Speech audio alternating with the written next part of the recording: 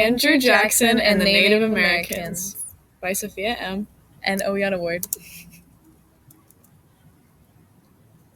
Some key terms to note are assimilation, the Cherokee Nation, manifest destiny, and partition.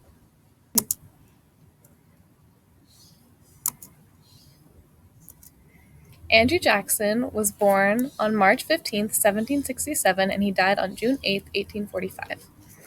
During the American Revolution, Jackson was captured by the British, and his family was a casualty of British invasion, leaving him with a bitter hatred for the British during his presidential rule and the rest of his life. In his early life, Jackson owned his own law practice, was elected to the U.S. House of Representatives, and later to the U.S. Senate. Through military feats, Jackson was viewed as a hero after the War of 1812. Jackson was elected president in 1824 and again in 1828.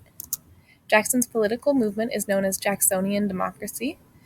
He preserved the Union and enforced federal government. Despite this, Jackson went against the Supreme Court's decision to uphold the rights of Cherokee people. Jackson's policy toward Native Americans led to the Trail of Tears and was fueled by the Indian Removal Act of 1830.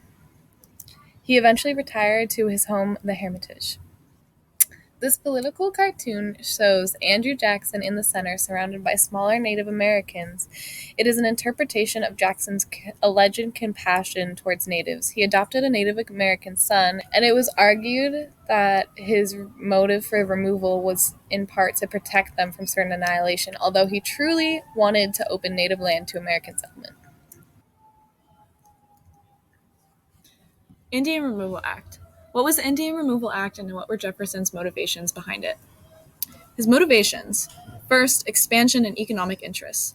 Jackson had a growing desire to expand the United States territory westward in order to open up valuable land for white settlement. Specifically, the fertile lands in the southeastern states were known particularly for cotton farming, which was extremely profitable at the time.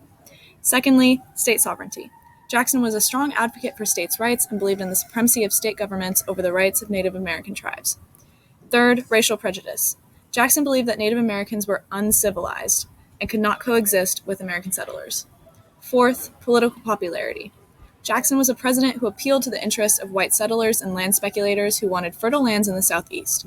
Supporting Indian removal was seen as a popular move that gained support among Jackson's followers. And finally, Treaty of Negotiations and Assimilation. Jackson and his administration believed that removing Native American tribes to the west and forcing them to assimilate into white society would ultimately benefit Native Americans by allowing them to access resources, education, and civilization. So what was the Indian Removal Act? The Indian Removal Act of 1830 was a U.S. federal law signed into effect by President Andrew Jackson on May 28, 1830. This legislation authorized the forced removal of Native American tribes from their ancestral lands in the southeastern United States to lands west of the Mississippi River. This new land on which they were resettled was called the Indian Territory. The act included two important key parts. First, compulsory removal.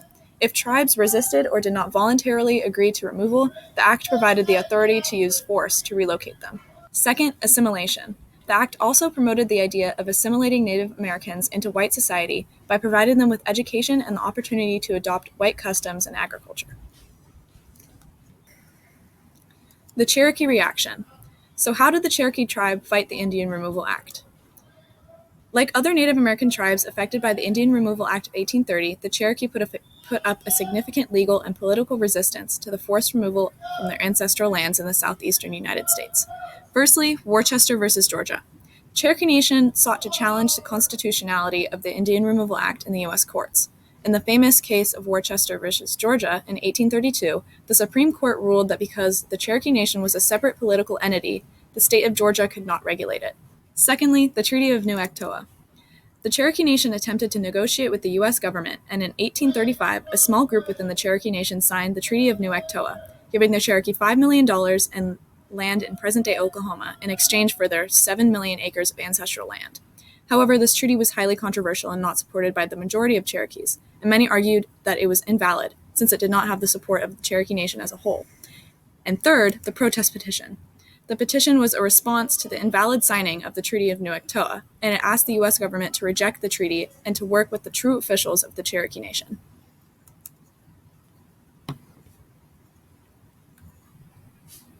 One important primary source is this art piece from 1886, which demonstrates the multiple pressures and interests acting to partition indigenous nations during this time. The Cherokee Nation is symbolically tied to the ground by American forces, as you can see in the center of this image right here. And all along them is also labeled different parts of the United States that Americans were trying to invade.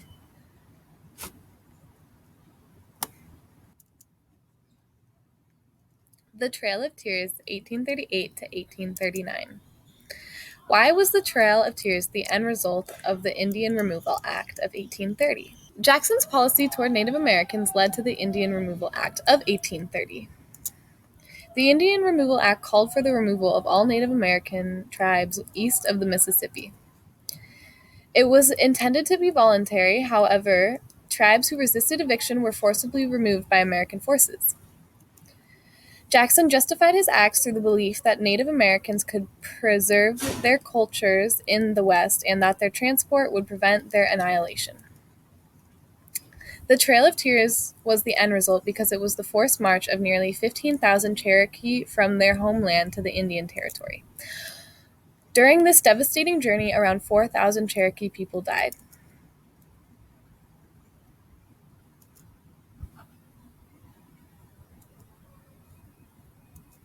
This map shows the modern state boundaries, and here you can see that the natives traveled through land and water to where they settled west of the Mississippi. Here you can see the Mississippi River. It goes all the way along here. And then these are the routes that the Native Americans traveled by, in red here.